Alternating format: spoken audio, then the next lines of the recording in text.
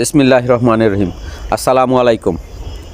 আজকে কথা বলবো হচ্ছে কিভাবে অ্যান্টিবডি ডেভেলপ করা যায়, অর্থাৎ রোগ প্রতিরোধ ক্ষমতা বাড়ানো যায়। আমাদের শরীরের মূল উপাদান হচ্ছে পুষ্টি, অর্থাৎ নিউট্রিয়েন্ট। পুষ্টি এবং নিউট্রিয়েন্টের মধ্যে কি কি পড়ে? পুষ্টি এবং নিউট্রিয়েন্টের মধ্যে পড়ে হচ্ছে কার্বোহাইড্রেট অর্থাৎ শর্করা, প্রোটিন অর্থাৎ আমিষ, এবং ফ্যাট অর্থাৎ চর্বি, এবং ভিটামিন এবং মিনারেল। আজকে আলাপ করবো এরকম একটা সবজি নিয়ে যার মধ্যে প্রচুর পরিমাণ কার্বোহাইড্রেট, প্রোটিন এবং ফ্যাট, ভিটামিন, মিনারেল রয়েছে।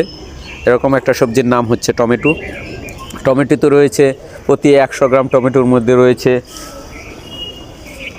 আপনার 3.9 গ্রাম হচ্ছে কার্বোহাইড্রেট, 0.9 গ্রাম হচ্ছে আমিষ, এবং 0.32 গ্রাম হচ্ছে চর্বি, এবং রয়েছে ডায়েটারি ফাইবার হচ্ছে 1.5 গ্রাম, এবং রয়েছে ভিটামিনের মধ্যে রয়েছে ভিটামিন এ এবং ভিটামিন সি, এবং মিনারেলের মধ্যে রয়েছে আয়রন, ক্যালসিয়াম।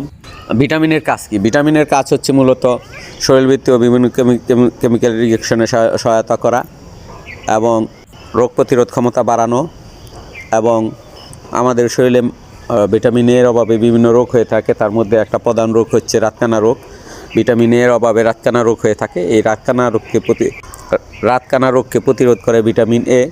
এবং মানবদেহে আরও কিছু রোগ রয়েছে যেটা ভিটামিন সি রোধ করে, যেমন স্কারবি রোগ প্রতিরোধ করে হচ্ছে ভিটামিন সি। এবং শরীরবৃত্তীয় কেমিক্যাল রিঅ্যাকশনে অর্থাৎ রাসায়নিক বিক্রিয়ায় উৎপন্ন ফ্রি রেডিক্যালকে নিয়ন্ত্রণ করে, অর্থাৎ ফ্রি রেডিক্যাল নিয়ন্ত্রণ করে কোষকে ডিস্ট্রয়ের হাত থেকে রক্ষা করে, যাতে সেল অক্ষুণ্ণ থাকে, সেলের স্বাস্থ্য ভালো থাকে। ভিটামিন এবং ত্বকের বিভিন্ন ডিজিজের জন্য মারাত্মক উপকার করে ভিটামিন সি। এবং তারপর হচ্ছে মিনারেল, ক্যালসিয়াম। শরীরের প্রয়োজনীয় 99% ক্যালসিয়ামই থাকে হাড়ের মধ্যে, আর 1% ক্যালসিয়াম থাকে হচ্ছে ব্লাডে।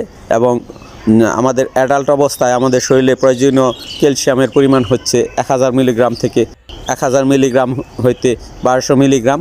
আমাদের প্রয়োজনীয় ক্যালসিয়াম যদি শাকসবজি থেকে বা খাবার থেকে অ্যাবজর্পশন না হয়, সেই ক্ষেত্রে বাইরে থেকে সাপ্লিমেন্ট দিতে হয়। আর যাদের বাইরে থেকে হয় তার জন্য টমেটো খুবই উপকারী। ক্যালসিয়াম, ন্যাচারাল ক্যালসিয়াম পাওয়া যায়, যার অ্যাবজর্পশন রেটও ভালো। তারপর হচ্ছে আয়রনের বিভিন্ন সোর্স রয়েছে, কেমিক্যাল সোর্স রয়েছে এবং ভেজিটেবল সোর্সও রয়েছে। তার মধ্যে টমেটো একটা ভালো সোর্স আয়রনের জন্য। আয়রনের অভাবে অ্যানিমিয়া রোগ হতে পারে, সন্তান সম্ভাবনা, মাতার এইসব রোগ হওয়ার সম্ভাবনা বেশি, অ্যানিমিয়া হওয়ার সম্ভাবনা বেশি। সেই ক্ষেত্রে টমেটো সবজির সাথে টমেটো সবজি হিসাবে খাওয়া দাওয়া করলে এটার রিস্ক কমে যেতে পারে। তারপর